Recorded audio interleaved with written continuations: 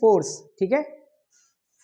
क्या होता है फोर्स? फोर्स को हिंदी में कहते हैं बल, है ना। बल क्या होता है? तो देखिए ये कोई भी चीज है, दिस इज एक चेयर पड़ी हुई है सामने, देख तो रही नहीं होगी, ला, ये एक बॉटल है ना। तो इसको हम पुश कर दें, ये देखिए पुश कर दें, है ना। तो इसको हम ऐसे पुश कर दें तो ये दब रही है। तो ये जो फोर्स है पुश, या कहीं से आप जैसे हमने यहाँ पे पड़ी हुई है ऐसे, एक हाथ पे पड़ी हुई है, हमने इसको खींच दिया तो ये पुल। तो फोर्स क्या है? सीधी सी बात है, पुश एंड पुल, है ना। पुश एंड पुल क्या होते हैं? आर नोन एज फोर्स, ठीक है। अब ये पुश और पुल जरूरी नहीं हाथ से ही हो, यानी कि ये टच छूकर भी होते हैं और बिना छुए भी ये पुश और पुल होते हैं। तो छूकर जो पुश और पुल होते हैं उनको हम कह देते हैं कॉन्टैक्ट फोर्स। क्या कह देते हैं? कॉन्टैक्ट फोर्स, यानी कि जो अप्लाई होते हैं टच से। कैसे? द पुश, ऐसे push and pulls which applied by touch। किसके द्वारा अप्लाई हो? छूने से अप्लाई हो, तो हम उनको क्या कहते हैं? बिल्कुल सही, are known as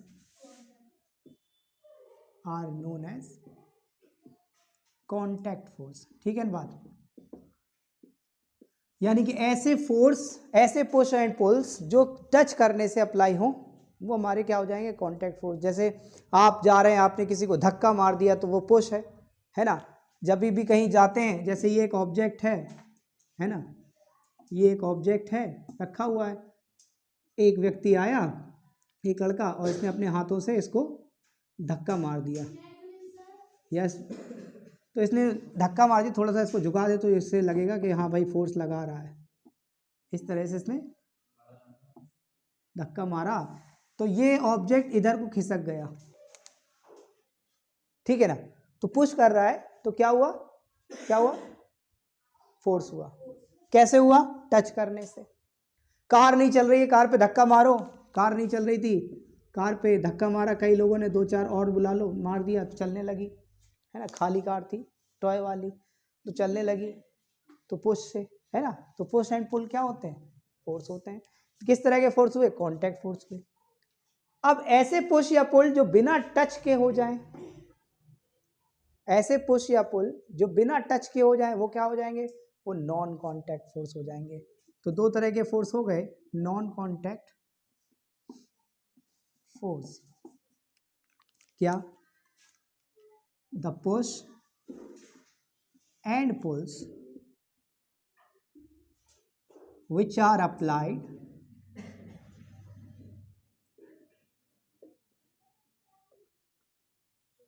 without touch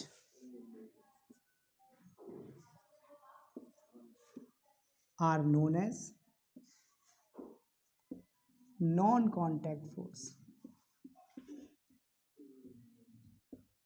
है ना। नॉन कॉन्टैक्ट में क्या आ जाएगा? नॉन कॉन्टैक्ट में आ जाएगा मैग्नेटिक फोर्स। क्या आ जाएगा? Magnetic force. देखो मैग्नेटिक फोर्स आपको दिखाते हैं। ये क्या है मेरे पास? ये ब्लूटूथ है, ईयरफोन है ना, इसमें मैग्नेट होता है। तो देखिएगा ये अपने आप खींचेगा, जब ये पास जाएगा हल्का सा, ये देखो खींचा, फिर से देखो आप, ये इनको अलग कर दिया, ये देखो फिर खींच लिया, देखो ये आप ऊपर उठा लेगा, ये देखिए ये पास ले गए, खींच लिया। तो ये क्या है? बिना टच किए खींचा, तो मैग्नेटिक फोर्स है। क्या है? मैग्नेटिक फोर्स है। आप जब आपको हम छत से फेंक दें, छत से फेंक दें तो जमीन आपको नीचे खींच लेगी, क्या उसके लिए टच करेगी जमीन? नहीं। तो वो क्या हो जाएगा? ग्रेविटेशनल। अर्थ के द्वारा कौन सा फोर्स लगता है? Gravitational force.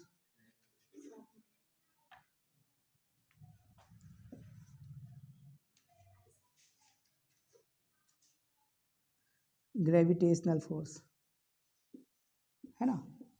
तो ये कुछ क्या हो गए? कैसे फोर्स है ये?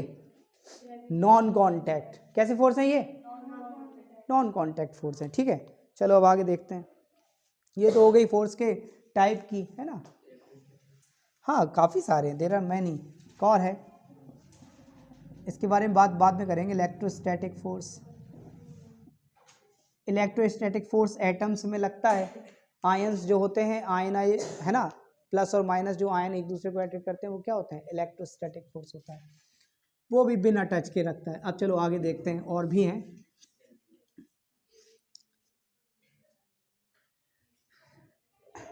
अब देखो इफेक्ट ऑफ फोर्स की बात कर लें। क्या क्या इफेक्ट कर सकता है फोर्स?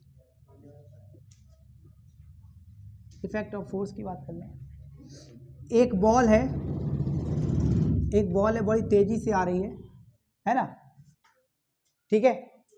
बॉल है, बड़ी तेजी से आ रही है। हमारे ज़माने में शोएब अख्तर बहुत तेज बॉल फेंकते थे।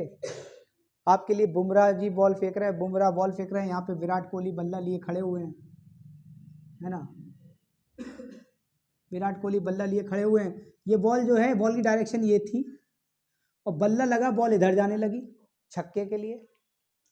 तो यानी कि जो गेंद इस तरफ आ रही थी उसकी डायरेक्शन चेंज हो गई, और किससे पुश किससे किया? बैट से। तो यानी कि जो फोर्स है वो किसी चीज़ की डायरेक्शन चेंज कर सकता है कि नहीं? देखो ये बोतल इधर से आएगी, ये देखो ये इधर से आई, ये उधर चली गई कि नहीं चली गई? तो हम क्या कह सकते हैं? फोर्स जो है वो डायरेक्शन चेंज कर सकता है। तो पहली बात क्या होगी? Force can change the direction, पहली बात। दूसरी चीज, चलो भाई दूसरी चीज देख लेते हैं। दूसरी चीज देखो, ये बोतल है ना, ये बोतल का शेप कुछ इस प्रकार का है, बढ़िया है। अब हम इसको ऐसे कर दें तो फोर्स से क्या हो गया? इसका शेप चेंज हो गया कि नहीं हो गया? हो गया कि नहीं हो गया? ये देखिए फोर्स का चेंज हो गया, यानी कि force can change the shape. अब ये बोतल अपने पुराने शेप में नहीं आ सकती जब तक इसका ढक्कन ना खोला जाए। जानते हैं क्यों? इसलिए क्योंकि एक फोर्स इस पे ऑलरेडी काम कर रहा है जो इसको दबाए रखे है। पहले तो मैंने दबाया, दब गया, लेकिन अब ये इसी शेप में है, पुरानी शेप में नहीं आ पा रहा, तो इस पर एक फोर्स काम कर रहा है और वो फोर्स है प्रेशर। वो फोर्स क्या है? और प्रेशर क्या होता है वो बाद में बताएंगे, लेकिन हम जान लेते हैं वो प्रेशर कौन सा है। वो एटमॉस्फेरिक प्रेशर है, जो आगे चैप्टर में आएगा तब हम बात करेंगे, तब हम आपको प्रॉपर डिस्क्राइब करेंगे। अभी इतना जानो कि फोर्स ने क्या किया? शेप चेंज कर दिया, है ना। तो इसको ढक्कन खोल देते हैं ताकि पुराने शेप में आ सके। ये देखो आ गया, इसको हम डिस्क्राइब करेंगे अभी बाद में। तो भाई force can change the shape, ठीक है। ठीक है, तो देख लिया फोर्स जो है डायरेक्शन चेंज कर सकता है, शेप चेंज कर सकता है। अब देखो ये बात, ये रुकी हुई है ना, रेस्ट पे है। अब फोर्स की वजह से क्या होगा? देखो है, तो यानी कि force can change the state, स्थिति में परिवर्तन कर सकता है। Force can change the state. अच्छा, न्यूटन का लॉ भी है, फर्स्ट लॉ फोर्स के बारे में, जिसको लॉ ऑफ इनर्शिया कहते हैं। वो लॉ ऑफ इनर्शिया क्या कहता है? लॉ ऑफ इनर्शिया कि कोई भी चीज रेस्ट में है तो रेस्ट में रहेगी, मोशन में है तो मोशन में रहेगी, जब तक उस पर कोई एक्सटर्नल फोर्स ना लगाया जाए। यानी कि उसकी स्टेट, उसकी स्थिति कब परिवर्तित होगी? जब आप उस पर कोई फोर्स अप्लाई करें, यानी कि फोर्स अप्लाई करने से उसकी स्थिति में भी परिवर्तन होता है। यानी कि फोर्स जो है स्टेट यानी कि स्थिति में भी परिवर्तन करता है। अब देखो तीसरी चीज, नेक्स्ट फोर्थ क्या है? स्पीड में परिवर्तन। गति को बढ़ा सकता है, गति को कम कर सकता है ना, तो उसके लिए भी फोर्स लगता है। तो force can change the speed. Force किसी भी चीज की स्पीड को चेंज कर सकता है, कम या ज्यादा कर सकता है ना। और कम ज्यादा वो फोर्स क्या बनाता है? वो एक्सेलरेशन, है ना। क्लियर? बात समझ में आ गई?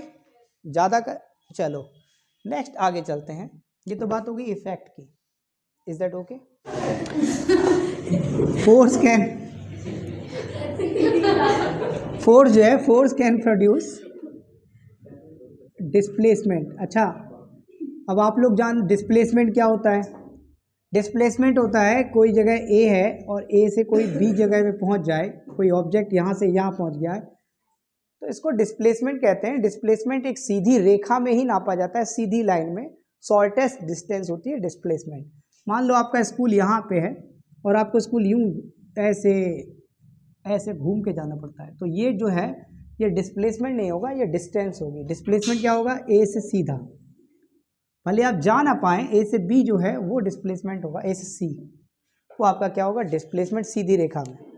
ये जा रहे हो टोटल ट्रेवल्ड है, ये आपका तय किया हुआ रास्ता है, इसको हम बोलते हैं क्या, डिस्टेंस। क्या बोलते हैं, डिस्टेंस बोलते हैं, ठीक है। तो फोर्स जो है वो प्रोड्यूस करता है डिस्प्लेसमेंट। क्या प्रोड्यूस करता है, अच्छा कब करता है, जरूरी नहीं हर केस में करे, जरूरी नहीं हर केस में करे। कैसे कि देखिए, एक व्यक्ति इधर खड़ा हुआ है, एक ऑब्जेक्ट रखा हुआ है, एक व्यक्ति इधर को फोर्स मार रहा है, एक व्यक्ति इधर मार रहा है। फोर्स की जो एसआई यूनिट होती है, एसआई यूनिट फोर्स की होती है, क्या होती है, न्यूटन। एक थे scientist sir Isaac Newton, Isaac Newton, है ना।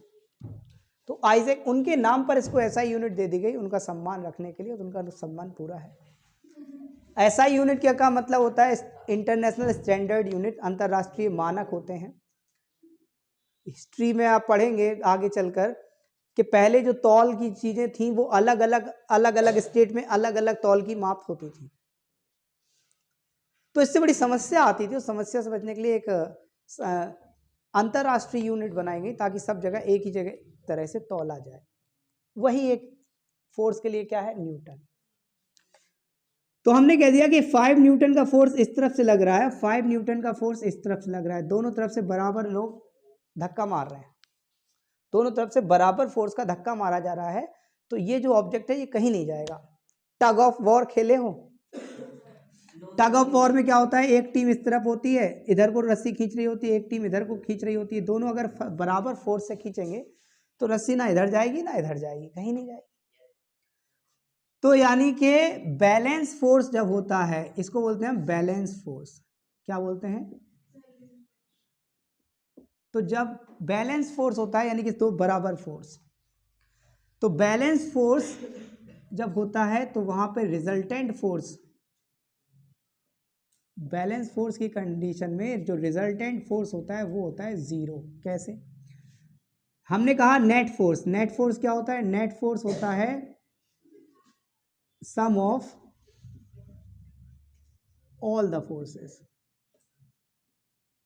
सम ऑफ ऑल द फोर्सेस, ठीक है। बार बार एक चीज कही जा रही है कि एक फोर्स इस दिशा में लग रहा है, एक फोर्स इस दिशा में लग रहा है, यानी कि जब दो चीजें लगे किसी भी चीज में कि 5 न्यूटन, यानी कि आप मैग्नीट्यूड भी बता रहे हो, मैग्नीट्यूड भी बता रहे हो, है ना, न्यूमेरिकल वैल्यू को क्या कहते हैं, मैग्नीट्यूड, और आपको डायरेक्शन भी बताना पड़े, दोनों चीज बतानी पड़े, यानी कि ऐसी यूनिट जिसमें मैग्नीट्यूड भी लगे और डायरेक्शन भी लगे, तो इनको हम वेक्टर क्वांटिटी कहते हैं। क्या कहते हैं, अच्छा, तो अब यहां पे हम सवाल लगाते समय कैसे पता चले, तो एक को आप पॉजिटिव कह दो और एक को आप नेगेटिव कह दो, अपोजिट डायरेक्शन वाले को क्या कहेंगे, नेगेटिव। ये F1 हो गया, ये F2 हो गया, तो नेट फोर्स जो होगा F1 प्लस F2 होगा, ठीक है। अब चूंकि F2 कैसा है, F2 नेगेटिव है, कैसा है, तो क्या हो जाएगा, F is equal to F1 minus F2, ठीक है।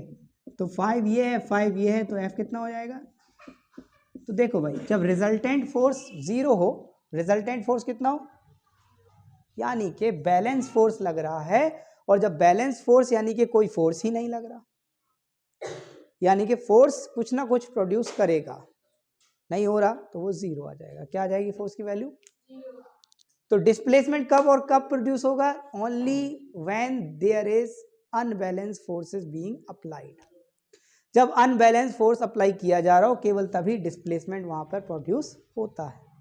चलो भाई देख लेते हैं इसको, कैसे देख लेते हैं। अब बात करते हैं अनबैलेंस फोर्स की।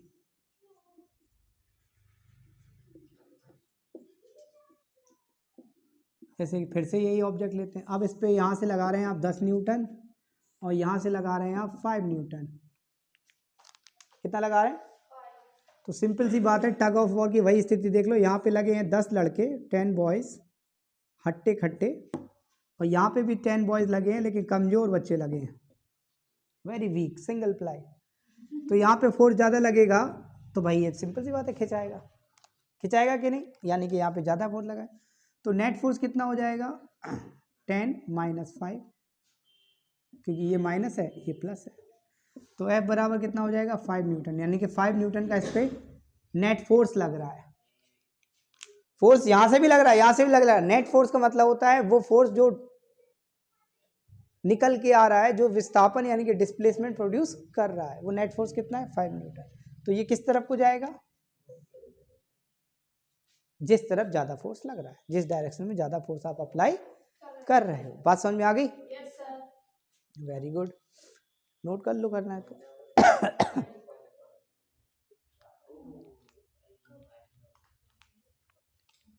तो बैलेंस फोर्स में लिखेंगे the force which is equal in magnitude but opposite in direction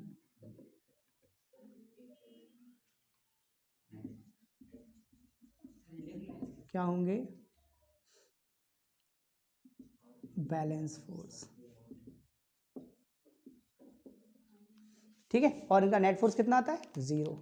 unbalance क्या होते हैं? अनबैलेंस के लिए लिखेंगे, अनबैलेंस फोर्स में लिखेंगे the force which are not equal in magnitude but opposite in direction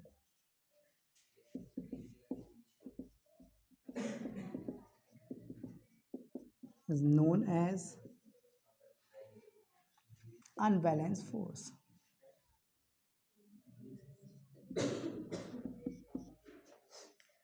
ठीक है, और डिस्प्लेसमेंट तभी और तभी होगा, सिर्फ और सिर्फ तभी होगा जब अनबैलेंस फोर्स अप्लाई हो रहे हो। बैलेंस फोर्स में कभी भी क्या नहीं होगा? डिस्प्लेसमेंट नहीं होगा। इतनी बात समझ में आ गई? नोट कर लो। तो अब देख लेते हैं वेट। तो वेट एक्चुअली क्या है? वेट इज अ फोर्स, ये भी एक फोर्स है। अब भैया कौन सा फोर्स है? आपको नॉन कॉन्टैक्ट फोर्स में आपने अभी देखा था, एक फोर्स था ग्रेविटेशनल फोर्स। तो weight, what is weight? It is a force, it is a force by which earth attract anything towards its center।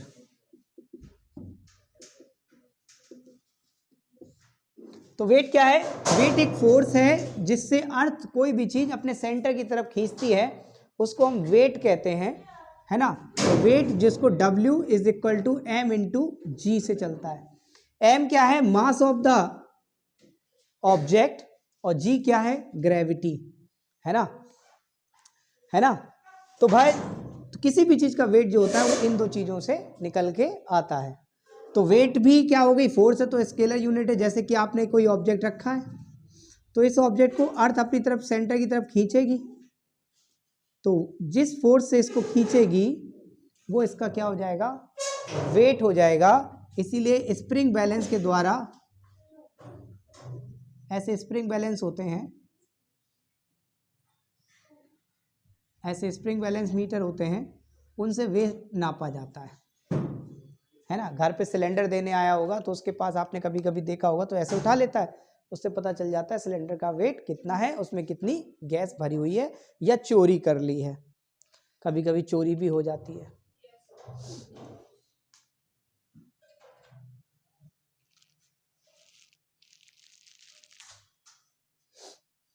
ठीक है, तो वेट समझ लिया। अब इसको समझ लेते हैं, ये क्या है? ये क्या भला है? इसको कहते हैं मास, है ना। तो मास क्या है? Mass it is an intrinsic property of matter. अच्छा भाई, ये क्या है?